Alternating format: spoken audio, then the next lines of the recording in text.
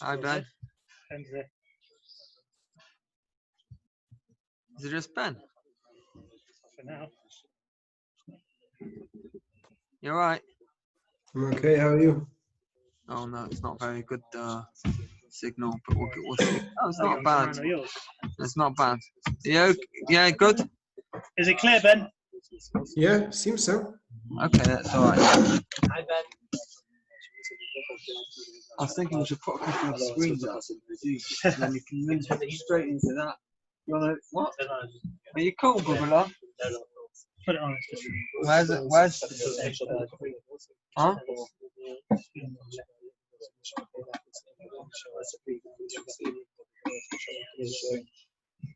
It's on 3. You might have done that. Because that's going to be too strong. Right.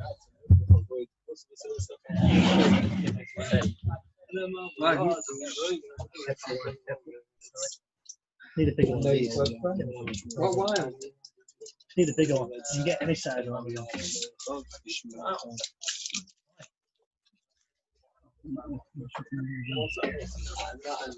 like a 3 prongs into a mic. It's got a mic. How many do you need? 5 meters, 6 meters. Do you want heat?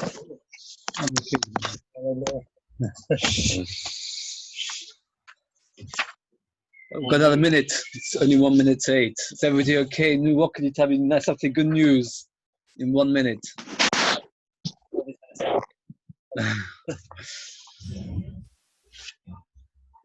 Any good news? Can you hear me, by the way? Is this mic on? Hello? Hello? Ben, you okay? Bisalam? Oh. We can hear you loud and clear. Right, okay, so maybe we should just start. We're up to Tzadik Daled Amud Beis, about 4 lines from the bottom.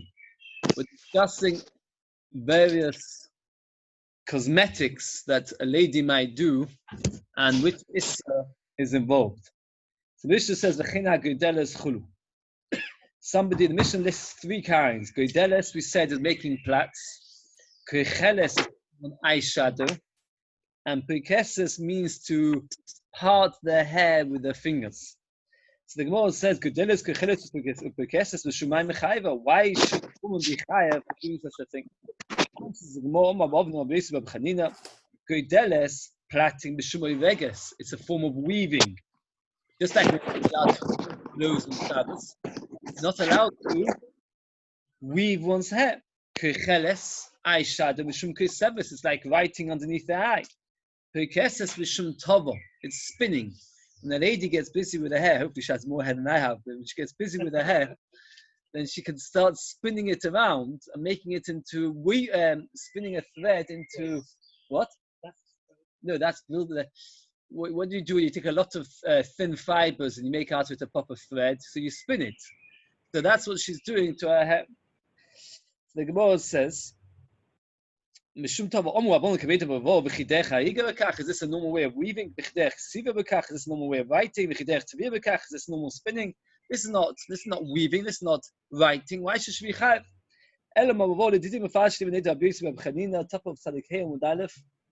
This is the reason why it's forbidden. Eyeshadow is because of coloring. And that's indeed, a woman is not allowed to put on makeup on Shabbos because it is coloring. A woman is not allowed to put on makeup on Shabbos. Goydeles upekeses b'shum boina. Plaiting and making the hair nice is a form of building. Is this called building? And Hashem built the side, the rib of Adam Avishon, and he made it into a woman. HaKadosh Baruch Hu plaited Chava's hair.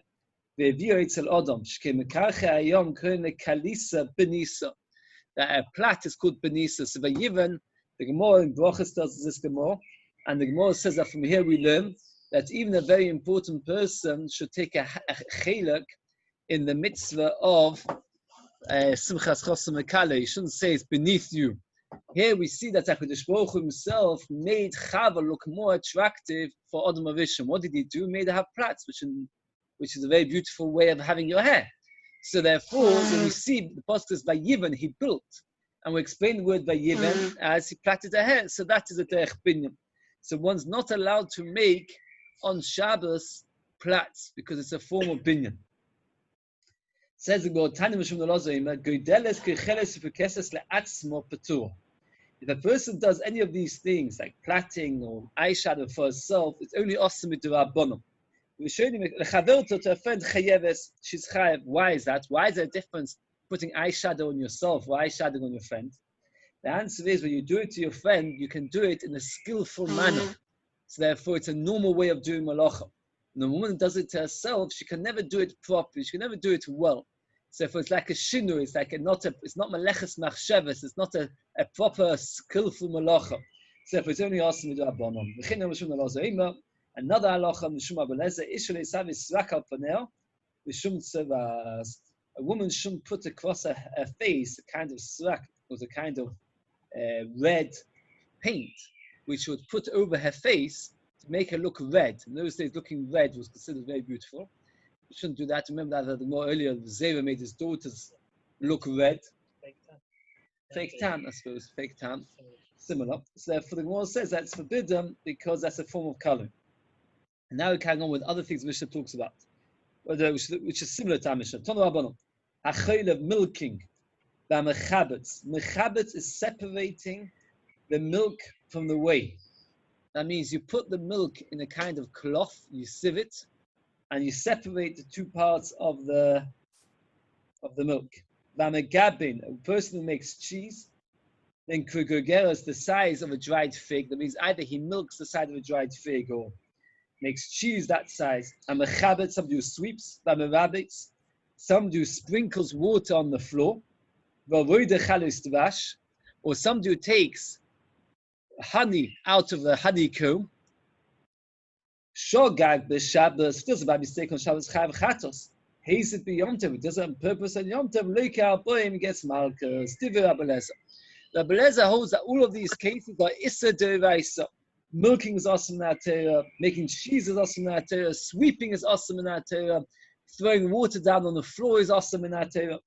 It's only a drabanon. We won't explain more in detail, but all these things, according to Rabbi Lezer, is awesome in Hatayah. According to the Chachamim, it's only awesome in drabanon. We have this in our Mishnah similar, where they're cutting one's hair with one biting one's hair off. According to Rabbi Lezer, it's awesome in Hatayah. According to the Chachamim, it's drabanon. Rabbi Lezer's understanding of a malacha is much greater, much more all-encompassing. That means even if it's not done exactly the way a normal person does it, but since it's very close to it, it's awesome in our Torah. The Chachamim say, no, it has to be a proper kind of malacha. You can't just do something similar. It says, you came to Nador, they asked him, what's the issa of milking? Now, he never knew the answer. And the Meforshim asked, why didn't he just say, I don't know? For some reason, he was reluctant to say, I don't know. I haven't seen an answer which is satisfactory, but he didn't want to say, I don't know. So what did he do? When somebody asks you a question, it says, why are you chayav because of milking? So you'd gloss over. So he said to them, you're chayav because you're milking. When you sift, when you separate milk, why are you chayav? Because you're separating milk. Why are you chayav because of making cheese? Because you're making cheese. They said to him, your Rebbe, did he spend his life cutting down reeds in the forest? Did he never teach you anything? You obviously don't know anything. And therefore your Rebbe must have been very useless that all he spent his time was cutting reeds in the forest. Like nowadays expression, twiddling your thumbs. I mean, did he spend his time wasting it that he was just busy cutting reeds in the forest? Also showed Bei Medrash, he asked the Beis Medrash, what indeed is the Issa? Milking is also because of mefarik, which is a toda of dosh. So one's not allowed to milk on Shabbos. It's a issa deraisa of dosh. Mechabetz, separating the milk, chaim mishum boiva. I don't know much about milk breaks, but it says there's a way to separate the milk from the whey, and doing that is a form of boiva. Negaba, making cheese, chaim mishum boina, is a issa because of building. When you make cheese, you're making a proper thick, you're making a building block, like a brick of cheese. It's a form of building. What would you say? Making ice cream on Shabbos is that the same as making cheese? What would you say? Would you also be also because of boina? Less sustainable, right? Oh, very good. It's less sustainable. What he said, and this is the Shmuel Vosnin, Shevet HaLevi says this point, that there were those who wanted to forbid making ice cream on Shabbos because it's like making cheese, it's boina. And he said it's not true at all. If you think about it like this, if you put ice cream in the freezer, so it becomes a solid. You take it out of the freezer, after an hour or two, you'll have a liquid. If you make cheese, and afterwards you stop the process of making cheese. I don't know, well, let's say you have to put it in the stomach or something, or an animal, whatever, you make the cheese. Now you've got cheese. And now you leave it without doing any more effort. If you did the cheese right, it will stay a hard cheese. In fact, if the longer you leave it, it'll become harder and harder until you have a solid block of cheese. So he said you cannot compare making ice cream to making cheese. Therefore, he says making ice cream is not an issa of boina. That's his main reason, because it's not sustainable, it doesn't last. He also says there's a big difference. It's cheese making, you're actually producing a physical thing which is hard and strong. Making ice cream, you don't do anything. You just stick it in the freezer. The coldness makes it. You don't actually do anything. It's just the fact that it lowers the temperature, makes it into ice. But, he says, making ice cream could be an issa of noilad. Noilad is this rabban of creating something new on Shabbos. And therefore, since you're making a new entity, that is forbidden. But the Shabbos Kol Chosa says, if somebody made ice cream before Shabbos, and on Shabbos he took it out, and there was busy serving, it took 20 minutes, half an hour, and it starts melting a bit, there's no problem of putting the ice cream back in the freezer. Because there's no problem of boina, as we said, there's no building by ice cream. And noilad it isn't, because noilad is creating something new. This is not something new, because it already was ice cream. You're just retaining it, even if there's liquid in the plate. The fact that you put it back in the freezer is okay. But making ice cream on Shabbos is actually. Well, that ice box, which I've never been in. That could also be a problem of noilad. Yes, making ice First box time. would be a problem. The first time putting ice box in the freezer would be a problem of noilad. It would be forbidden to make ice box on Shabbos. Putting a drink in could potentially freeze. Yeah, it was also any drink. Yeah, you can't put a cup of water, or orange juice in the freezer. You can't do it. It's not in the freezer. Not to freeze, you can put it in to get cold. But to get cold, the problem is that if you leave it, it will become noilad. No, if you know you're just chilling it, you know you just forget. I was forget. My main point was actually what I wanted to do was like this. The Shevet HaLevi has got a long tshuva to explain that cheese making and ice making is separate. That's what my main point was. Cheese making, you're creating, you're building something, right? Making a brick. But ice making, you're not actually making something. The biggest proof is because the second it comes out of the freezer, it straight away loses it. So all these things are awesome. It is fascinating that when Chazon Ish came to Bnei Brak, they were milking cows on Shabbos. There was such, unfortunately, that was so ignorant that in Bnei Brak itself, they were milking cows on Shabbos. And one of the very first things the Chazon Ish did was he tried very hard to stop the milking on Shabbos. He was one of his big campaigns he did. I find there's famous letters, if you look at English Chazon Ish, he writes that people should be aware that milking on Shabbos is mamish osa, and he set up systems because you have to milk on Shabbos because the cows get uncomfortable. So he made a double d'Rabbanan where he made it, you have to do it through a goy, and the milk has to go to waste. Double d'Rabbanan, can you imagine? Plus and then you're allowed to, because of a hefsed God, the animals will die. But I find it interesting, if you read about the Chazon Ish, that when he got them, he told people that milking was forbidden, they felt like he was coming up with a new Issa. Can you imagine in Bnei Brak today, like people going around milking on Shabbos? That's how things have changed. Well, shown like this to say, it's interesting. The milking is also awesome. But there's a big shaila in the poskim. Why is one allowed to nurse a baby on Shabbos? So if it's a chalishish, if the baby is going to Chashon die, so that's obviously chalishish with sakonim. I'm talking about like a baby where there's no problem of that happening. Just give it a bit extra food. It's an hour before the end of Shabbos. So Teisa says, not even elsewhere, that anything which is normal derech achila is not called dosh.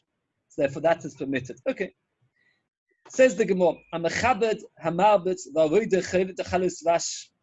If a person sweeps or he sprinkles the floor or he takes honey out of a honeycomb, shogag v'shabbos chayv chatos, says it beyond to look at boim to v'avles. Why is taking honey from a honeycomb forbidden on Shabbos. What's the issa? Tichsiv, because it says, oh, thank you. Tichsiv, it says like this. It's talking about the story of Shaul and his son against the Pelishtim. There was a huge army, if you ever read Nach. That what happened was, there was a huge army and only two people had a weapon. Only Shaul HaMelech and Yonasan had any swords. Can you imagine such a thing? And Yonasan said that Kadosh Baruch Hu can save whether there's a big army or a small army. And he charged the battlefront by himself. Can you imagine going to war by yourself with one sword? And what happened was he won. But Shaul HaMelech wanted to get everybody to really fight hard. So he made a shvur that nobody was allowed to eat that day. But Yonasan never heard it because he had already charged on ahead.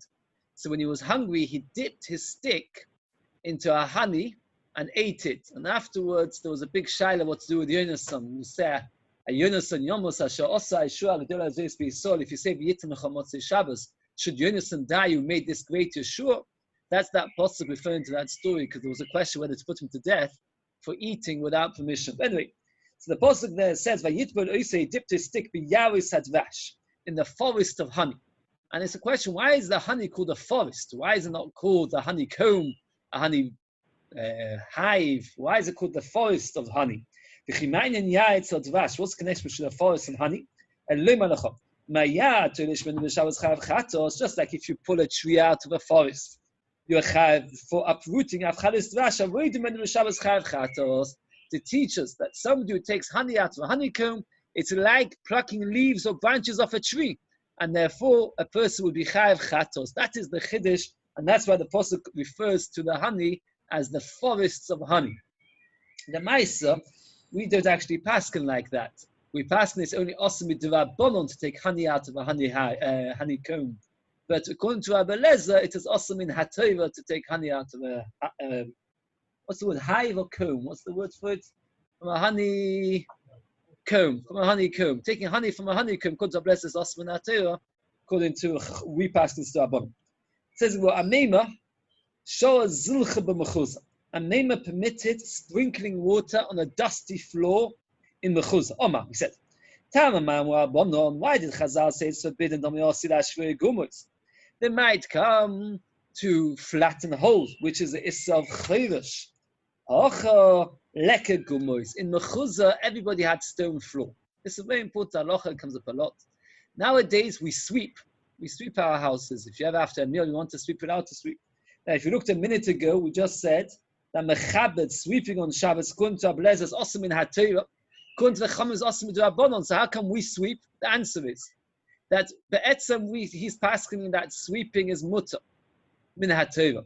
What is the issa of sweeping? The issa of sweeping is that when you sweep, if there's a hole in the floor, you'll end up filling it in, which is the issa.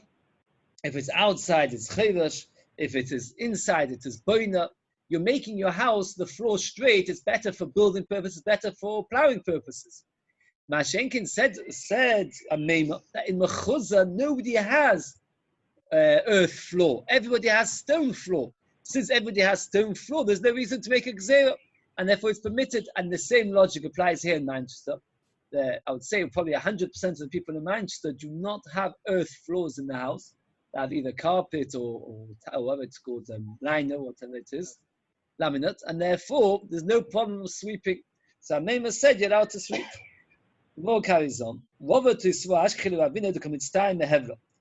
was sitting in the house which was full of dust, and it was earth floor. And what happened was the dust from the earth was making it difficult to breathe. And some say it was Markashisha Beidurova, Ashkelu of Ashid Komitztain Mehevra. It was Markashisha met of Ashid that was suffering from the dust that was coming up. We learned in Brisa. A person who wants to sprinkle water on his floor by Shabbos, maybe takes a bowl full of water. You ever seen children washing with water? They usually end up that there's more water on the floor than anywhere near when they try to wash. So what happens is, if a person needs to sprinkle the floor with water, which is only awesome with Rabbanon, again, the reason it's awesome with Rabbanon is because a person will eventually come to make his floor straight, which is a problem of, as we said before. So therefore they forbade it because you're trying to make your floor smooth. So what you should do is they allowed it b'shinun. That means what you do is you take the bowl of water, you wash your face in one corner, wash your hands in another corner, wash your feet in another corner, and meanwhile there'll be water scattered across the entire floor, and then you'll be okay. Amalei, news about and the house gets watered down by itself. Amalei lavadatoi. Rashi giving two explanations. Either I never remembered, or I don't agree.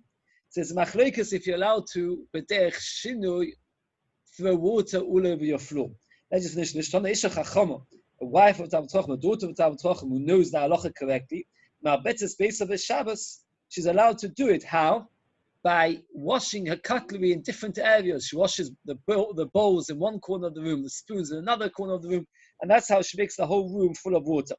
Shimon, show ya filo lechatchila, we allow even lechatchila. So, Maisa, there's a big machlokas whether we're allowed to clean our floors with water on Shabbos. There are many poskim that forbid it. That means like this: if you have a bit of water that's spilt on the floor, you're allowed to wipe it up. But if you have on the floor a stain and you want to pour water on the floor to wipe it up, that is a big shail in the poskim whether it is mutter. Must admit though, because Shabbos holds it is also. The Shmiras Shabbos Kelchosa writes if it's only a small area, it is forbidden. It's permitted. It's permitted. The small area is permitted. No, Shabbos forbids it. Somebody was telling me that he does it all the time. And his daughter went to Old Gates at Sem. And when Falk was giving a show, somebody told me this about 4 months ago, a bit more actually. And what happened was, when Falk said it's forbidden, his daughter was very upset. I spent an hour trying to convince Falk otherwise. They won't hear. The Maisa, there are those who was very upset about it. His daughter was very upset with her father for doing it. So I photocopied for him the Shmiras Shabbos Kelchosa, that in a small area it is permitted. Again, Falk holds it is something can be very difficult. I must admit. Let's say a child has an accident on the floor, a piece of cholent falls on the floor, and you've got let's say what's it called, laminate or liner or something, and all you want to do is just pour a bit of water. So that is obviously allowed to take paper towels and wipe it up. The question is, are you allowed to add more water to clean it up? That's a big shy. But a small area, Shabbos says it's permitted, or Shabbos says it's forbidden. But definitely to sponge on the floor, to mop the floor is actually completely forbidden. It's forbidden to mop one's floor on Shabbos, or Yom Tov, by the way. And Yom Tov is no different for this. Halacha was not allowed to mop his floor on Yom Tov. Yeah. Says the Mishnah, a person, he pulls a leaf off a plant pot which has got a hole inside. Chayav, potter. So you've got two kinds of plant pots. Some have a hole inside, some don't. Perforated plant pot and a non-perforated plant pot. So according to the Tanna Kamma, if it's a perforated one, meaning that it's got holes and it's connected to the ground, then by pulling something off it, one is doing an issa deraisa of koitza, because it's properly growing from the ground. But according to Reb Shimon, it is always not, it's only d'Rabbanan. He holds a plant pot. If it's got a hole inside it, and at the end of the day, since it's growing in a plant pot, it's not actually growing in the ground, it's only d'Rabbanan. Says the Gemara,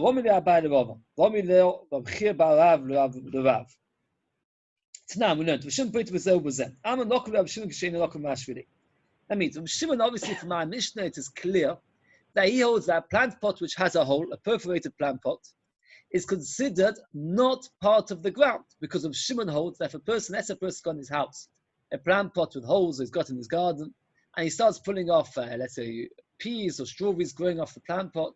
According to Reb Shimon, he's only over an Issa d'Rabbanan, not Issa d'Oraisa. Why? Why am I not over Issa d'Oraisa? I'm pulling something off a plant. The answer is that since it's in a plant pot, even though the plant pot has holes inside it, it's considered disconnected from the ground, and therefore it is permitted. It's not Torah. There's no Issa of Torash. There's no difference in a plant pot which has a hole, which has no plant hole. And the top of Sadiq Heron base, and the lahachshes roim belvad. We've had this many times. That minha Torah, for something to get tomei, it has to have once become mukhshal lekabel tumah. Mukhshal lekabel tumah means that it has to be ready to get tomei. How can something become mukhshal lekabel tumah? only if it gets wet. Now that is obvious. That if let's say for example you've got an apple, you take it off the tree, and it never got wet, then even if you take it into a house of a dead person, the apple will remain tohud. Only once it gets wet, then it becomes tummy. What happened if it got wet while it was growing on the tree? Then it's not mekabel tumah. The reason is because every single fruit and every single vegetable at one stage will have rain falling on it. So when the Torah says it has to have liquid, it obviously must mean that it has to have water falling on it after it's been plucked. But if it's been water before it's been plucked, that's nothing. That's not considered wet. So for something to be mukhshel mekabel tumah, it has to become wet after it was taken off the tree. There's Rav Shimon that let's say, for example, a person's got a plant pot which has got a hole inside, a perforated one, and it gets wet on the fruit that's growing on it. So then it's not considered mukhshel mekabel tumah because it's still growing from the ground. But if it's got no holes inside it, it's completely sealed, and water falls on it, then it is mekabel tumah. It's mukhshel mekabel tumah. So we see over here regarding the halachas of whether something is considered growing or not, for whether it's mukhshel mekabel tumah by water falling on it. There, Rav Shimon makes a difference to whether the pot is sealed, the plant pot is sealed or not. And in our Mishnah, it makes no difference. In our Mishnah, he says, "You're anyway going to have to get." What? Sorry? Not anyway going to have to get wet. No, because not anyway going to have to get wet. Why? Again, we're saying that not like to water it. No, so Shimon says not like that. The one something is in a plant pot which is sealed, and then it gets wet, then that's mukhshel mekabel tumah according to Rav Shimon. So we see according to Rav Shimon, there is a difference between a plant pot which is sealed and a plant pot which is not sealed. And yet in our Mishnah, he says there's no difference. So therefore, how can there's a contradiction in Rav Shimon? In one place is mashma that a plant pot, it doesn't make any difference. Whatever kind of plant pot it is considered to be not connected to the ground, and therefore if you pluck from it on Shabbos, you're not chayiv. And over here, regarding mukhshel mekabel zoyim, he says there is a difference. Indeed, Rav Shimon holds it's like it's not growing. There is an extra vibur. The Torah says extra words. The words asher yizoreh, that will be planted, says the pasuk asher yizoreh, that will be planted.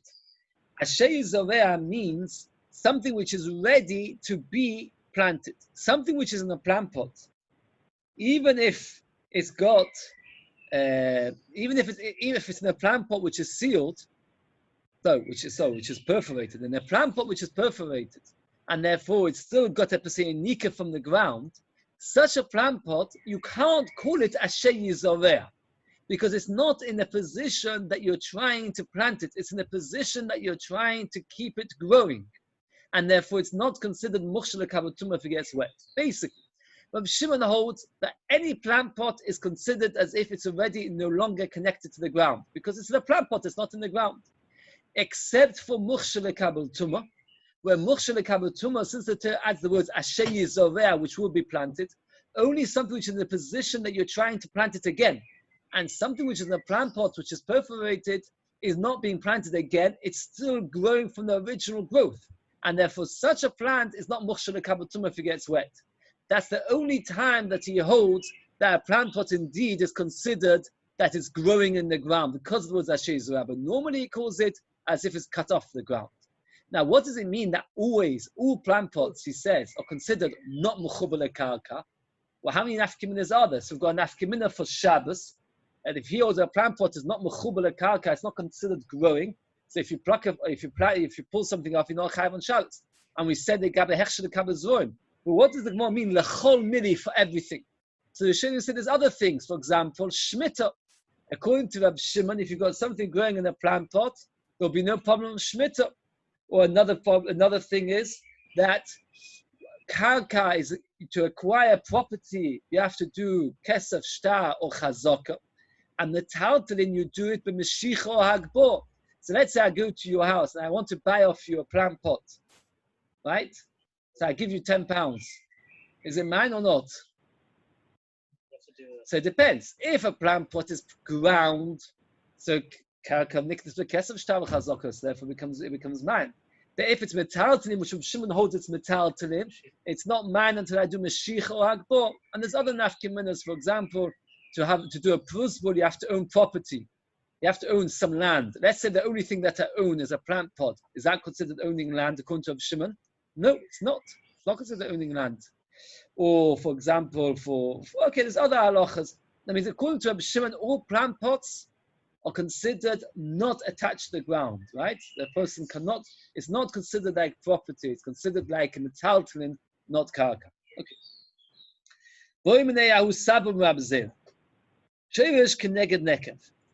We just said in our Mishnah that Shimon holds that all plant pots are not connected to the ground. Now, what happens if you've got a plant pot which has a hole, and opposite, corresponding to the hole, there's a root coming through? Mali Omar Rav Shimon. What does Rav Shimon hold? Do we say, when did Rav Shimon say it's not considered growing? Is when it's in a normal plant pot which has got a few holes. But here you've got a root going directly through towards the hole in the plot. So therefore, the fact that there's a root going directly there should be considered as if it's growing. Ishtik he did not reply. It means he did not know. That means according to Rav Shimon, all plant pots we said are what? Metaltanim. So he asked the question, what happens if it's got a hole in the plant pot? And directly towards the hole, there's a root growing. What's the din? What would you consider it? The ground. Yeah, but it's not gone into the ground. It's just gone through the hole. It's not gone into the ground. It's let's say suspended from It's in between the hole and the ground. Yeah, that's right. But it's going through the hole. The root is going through the hole. He did not reply. He found that he was saying that it's no longer considered a plant pot. We're going to see more in detail in Mamish in a minute. But a keli is only tamei when it's usable as a keli. If you've got a normal bowl and it gets a hole inside it, once the hole is so big that you can't use it anymore, then it's not tamei anymore, it's tohoi because it's not a keli. So if you've got a plant pot and inside the plant pot there's a big hole, somebody, one of the children bashed a hole inside it, so now it's got a huge gaping hole in the plant pot. Such a big hole in the plant pot that if you try to use it as a bowl, it would not be tamei because at the end of the day, it's not usable as a bowl anymore. Says, said Reb Zera, that if a plant pot has a hole which is so big that it's no longer tamei, then Reb Shimon agrees that plant pot does not spoil the plant from being part of the ground, and therefore it's considered part of the ground and not metaltalin, it's not disconnected from the ground, it's part of the ground. Again, if you've got a big plant pot and there's a big hole inside it, which now is no longer tummy because of the hole, so therefore if you plant something in such a plant pot, then the halacha would be that it's connected to the ground, and if a person would, let's say, pull a leaf of it on Shabbos, he would be chayiv because of koitza. He said to him like this: This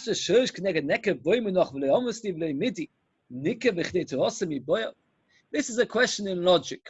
We talk about a plant pot as it separates the plant from the ground.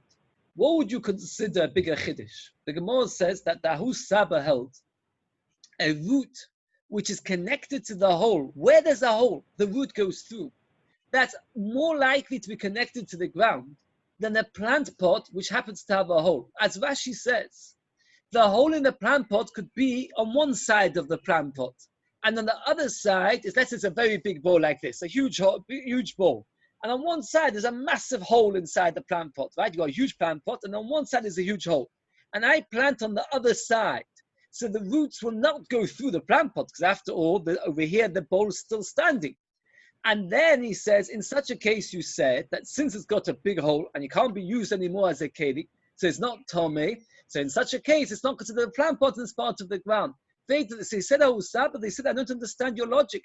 If in such a case you're confident it's considered part of the ground because it's got a big hole and it's no longer considered a proper plant pot, kal v'chomer in my case, where even though it's got only a small hole, but the root is going through the hole, now of course that's considered connected to the ground. So I don't understand why when it came to my question of a root going through the hole, what did you answer? I don't know.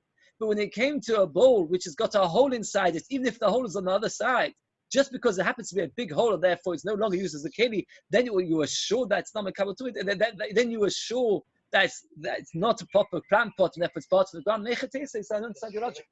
It's about being It's not about where the plant is. The I hear what you're saying. It's not a keli, but if you think about the plant, how it's yoined from the ground, now draws sustenance from the ground. The plant, that's the big fish. The Gavin tumor. No, he's not discussing just tumor. He's also discussing the Gavin plant. Okay. So he said, Omar Abai, so the Abai agreed with this argument. That it's not a plant pot. It has to be a cup, please. Yeah. Okay, let's say imagine this cup. This cup is mekabel tumah if it would be made out of wood, definitely. Right? Can you see this cup? If it's got a hole, then it's not mekabel tumah. If the hole is big enough that it can't be used. Now, the halacha is that if the hole is over here and below the hole it's still possible to have a reverse, then you can say it's still quite a good cup because I can always pour it, fill it up less than the reverse and drink from it. If the hole's right at the bottom, and every time I put in any water, it's always going to leak out, so then it's not mekabel tumah. Says Abaya, when did he say that it's not considered a keli? If it's only in nikav lematam reverse, lower than the reverse. That means if over here the reverse line reaches and there's a hole below it, then it's not considered a plant pot, and then it's not mekabel tumah, and then it's not a keli, and therefore the plant pot is considered part of the ground. And therefore, it would be if somebody would pull a branch or a leaf or fruit off it on Shabbos, it would be chayav for koitz. Now the Gemara goes into detail about this. We're discussing a keli, an earthenware keli. Imagine this was made out of earthenware. Rashi points out, by the way, it's important to be aware. There's klei offer and klei cheres. What's the difference between klei offer and klei cheres? Anybody remember offhand? So klei adoma and klei cheres. What? No, that's what halachically. I'm talking about in science. What's the difference between klei adomo and klei cheres? Oh, it's been heated. Klei adomo is if you go to the beach and you make, you sometimes you can mix a bit of sand, a bit of water, and you make a bowl. Klei cheres is if you take that bowl and you put it through the heating process. Klei adomo is not mekabel tumah because at the end of the day it's a very useless kind of keli. Klei cheres is mekabel tumah. So it was like this. Chomesh midres b'kli cheres. There are 5 measurements. We have to keep track of here. 5 different measurements. Nikev kemoitzi mashka. The smallest hole is a hole in which liquid can come out, but liquid cannot get in. If there's a tiny, tiny hole, and you put liquid inside, after time you will find liquid oozing out. If you were to push the same bowl into another bowl, you will not find the water comes in. Only because of the fact that there's the pressure of the water comes out. I have to tell you, Shaila, it's happened twice on Pesach, the exact same Shaila. Twice somebody has asked me this Shaila. That they got themselves a silver becher, which has got nice ornaments, a nice engraving, and they were enjoying the Seder night. And then towards the end of the Seder, they keep noticing that the plate underneath the silver becher has got wine. They didn't think about it so much. Why not? Because they thought that it's when you hold your hands for Kaddish, you spill a bit. What they did not realize is because of the engraving, there's a minute little hole in the becher. And it could be that because of that, the becher is not good, according to some shittahs, for Kiddush. And if you only realize that, imagine by Shulchan Aruch and everything else, then according to this Mamish Shalis, go down the poskim, you can start your Seder again. And the funny thing is, the first time I heard the Shaila, I thought it's a very strange Shaila, how often it is. And then 2 years later, exact same Shaila. You fill up your bechers, especially one of them was what somebody said that he had it re-engraved, let's say, right? He wants to have it nicely engraved. Especially they use very, very thin silver because they want to save as much money as they can on the silver. And if there's a lot of engraving, it is possible to show a new tool. Okay, it's a big Shaila. Also, you have to be careful with these bechers. So what happens if you've got a cup which has got a tiny, tiny hole, only to be moitzi mashka, only that liquid should come out but not come in. Setoi meletame gistra.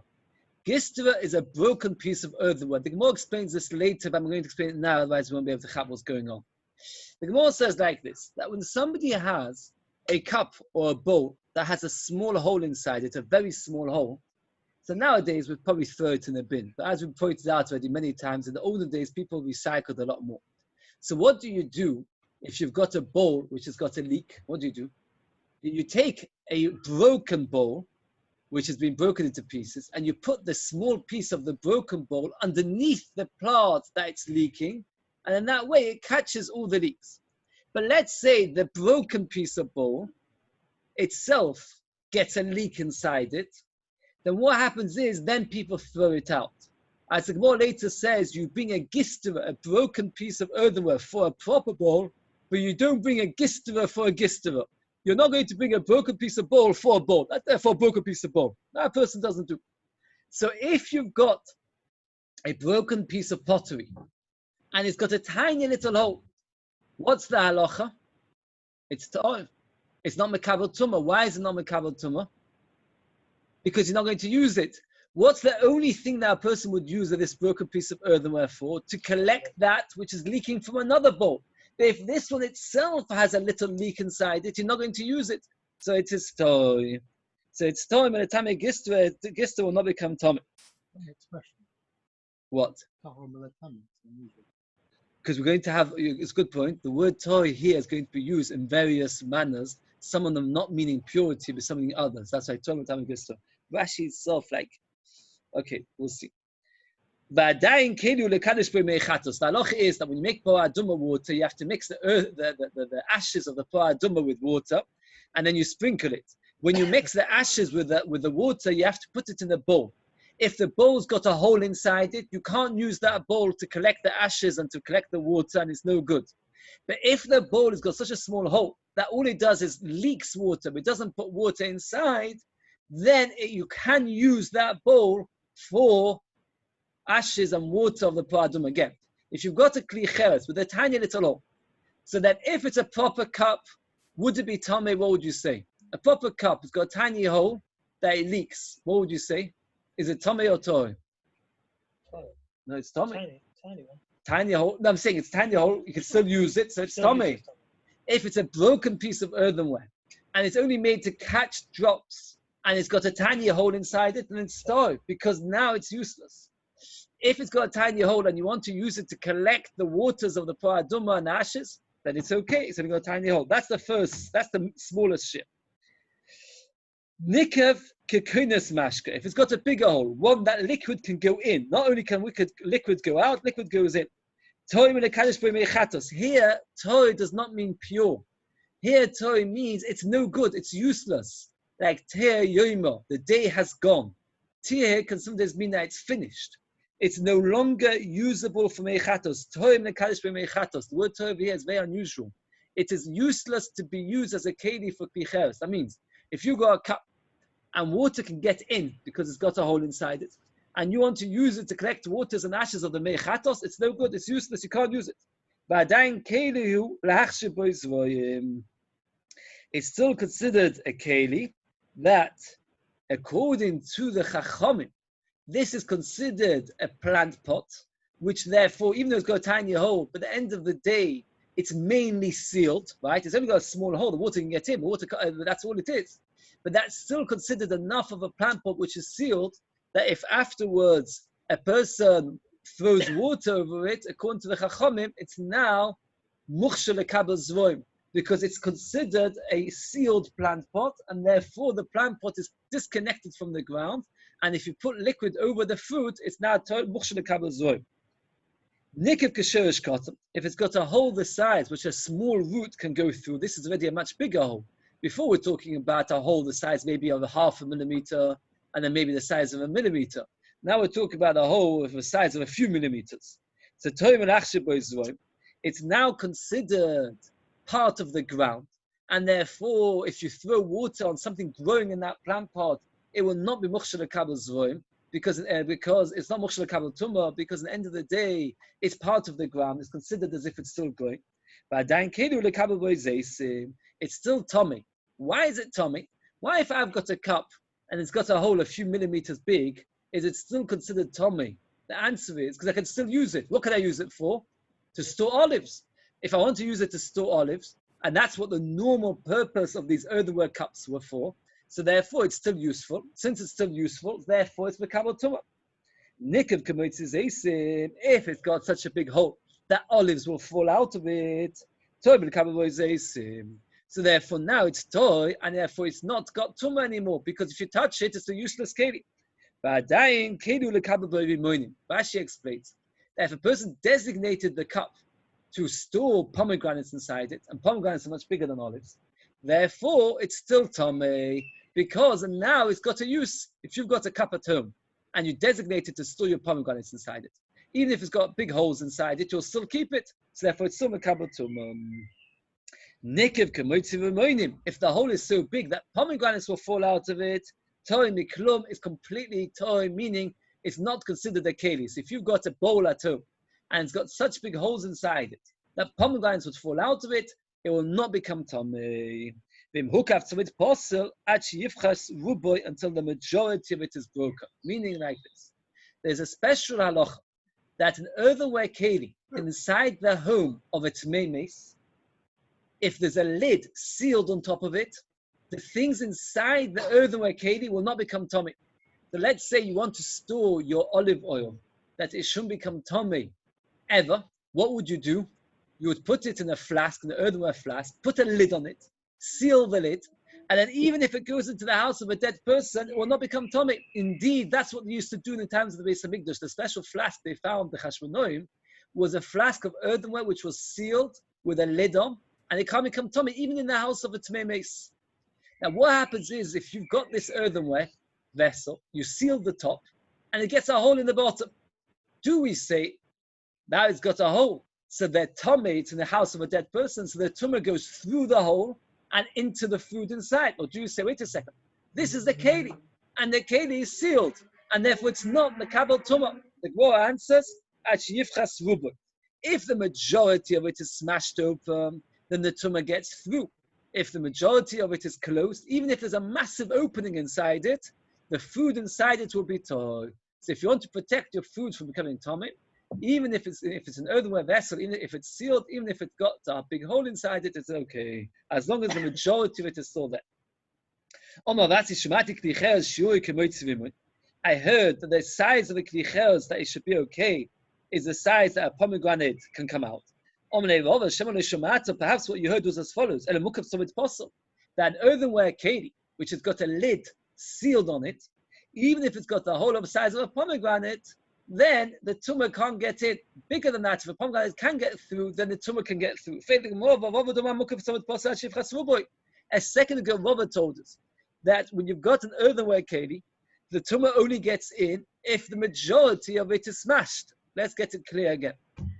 Most things in the house of a tmei mace become tummy. If a person has a dead person in his house, everything in his house becomes tummy. His cups, his plates, his food, everything becomes tummy. Anything inside an earthenware keli which is sealed will not become tummy, except if the kli cheres has got a hole inside it. How big a hole? In one place, Rava said there has to be that most of it is open, most of it is smashed. And another place said the size of a pomegranate. It says, well, no cash. Top of Sadik Vav Medalef. If it's a big keli, it has to be smashed most of it. A small keli has to be smashed only a small amount of the size of a pomegranate. And the Rishon already say it's very hard to look at Tosfos. Kosher Levi, second line, top of the the Einzel Shiur, Makoi Vavi, Makoi Zutri. Ezel Kemotzim. You've left yourself in a very strange situation. You said a big earthenware vessel, then it has to be smashed most. But if a small earthenware, the size of pomegranate, but who told you how big is a big earthenware, small earthenware? Tosfos doesn't like it. Tosfos will talk about big pomegranates, small pomegranates. Okay, but the case is like this: that kli cheres, which has got a lid on it, even if it's got a hole inside, the tumah doesn't get in unless pomegranates can get through, or it's most of it smashed. That's shown in the people in the Brisa used to say, in order to make it no longer a keli, that liquid has to come in. That which I said to you right at the beginning, that for liquid which can seep out spoils it from being a keli, was only to buy a gistera. Gistera is a broken piece of klicheres. Well, that my tama. Like we explained before, meaning like this: when a person has a proper keli, if it's got a small leak, you'll keep it, and you'll find yourself some broken keli to catch all the things that are leaking out of it. and therefore the thing that's catching the liquid, plus the big keli which has got a leak inside it, both are makabel tumah because they're both useful. This is useful because it can hold liquid. Oh, it's dripping. I'll find something small to catch it with. But if the thing which I'm catching the liquid has got a small hole in, then I'm not going to bring a broken piece of shard, a broken piece of earthenware, to fix a broken piece of earthenware, to catch the things which are leaking from a broken piece of earthenware, and it is stone. According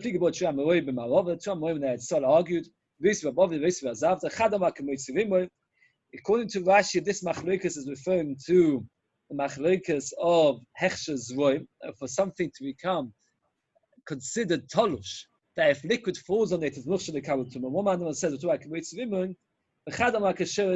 one says like a very small root. One person goes for the bigger size, which is a pomegranate, and one person goes for the smaller size, which is the size of a root. Rashi points out there's smaller sizes. The root is not the smallest. There's a smaller size, liquid coming out, liquid coming in. And Rashi says that wasn't even a havamina that should be considered the whole.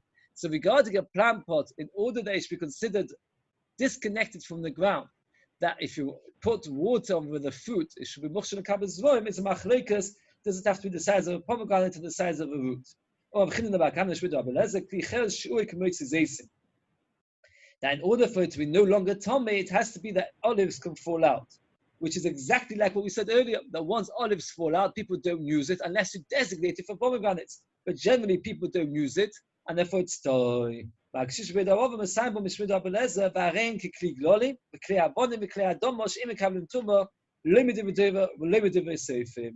a kli cheres that has a hole, that olives fall out of it. It is like a stone keli, or a stone keli made out of dung. They used to sometimes dry dung make a keli, or keli made out of mud, which is not being burnt. Says Tosfos, what exactly is he adding? Russian Tosfos in the middle. I just point out what he's adding is, I can't find where is it. He's adding, in the middle of Tosfos, that he's adding that even if you designate it as pomegranates, it will still not be tomei. That's the chiddush over here. The chiddush is that even if you designate it as pomegranates, it will still not be makabel tumah. Not like what we said earlier. Before we said like this, a keli which has got olive soil, I can see it's Rashi, I made a mistake, it was Tosfos or something else. Again, before we said, a keli which olives can fall out of is tohu, because you can't use it. If you designate it for pomegranates, it's a tomei, because now you can use it. Now the Gemara says, another Mandama argues that once olives can fall out of it, it's like a keli made out of dung or mud, which can never become tomei, even if you designate it for pomegranates. But in some it's possible. For something earthenware which has got a lid on, actually, if until the majority is smashed, it is always saves the tumor, like Rava. I wish we zeicha to finish it again, and study it in this world and the next world. Mazel tov everybody on finishing another perek of Shabbos. And we're at this stage now, we're going to be finishing a perek hopefully every few days, because it's like another 14 prokim, another 14 siyum, once a week maybe. Once a week for themselves. Very good. Shkoch, any questions? Yes, sir. Just once more. What is noilad? Noilad is when you create something new, a new metzius, a new existence. Would an egg being born on Shabbos go under that category? What is the classic example of noilad? Before Shabbos it wasn't growing, and now on Shabbos it's growing. It existed. Before Shabbos it didn't exist, and on Shabbos it was born. That is the classic case of noilad. Now it's so we had air conditioning in one room, and the water would drip out and it would come out into like a cup of would fall on the floor. That water, according to many shittas, is noilad. It didn't exist before, and then they would hold that as proper muktzah. Just because it like cooled down, condensed. No, they say it's created out of the vapors of the air, but it's a new thing. So it's noilad. Okay, it's with everything.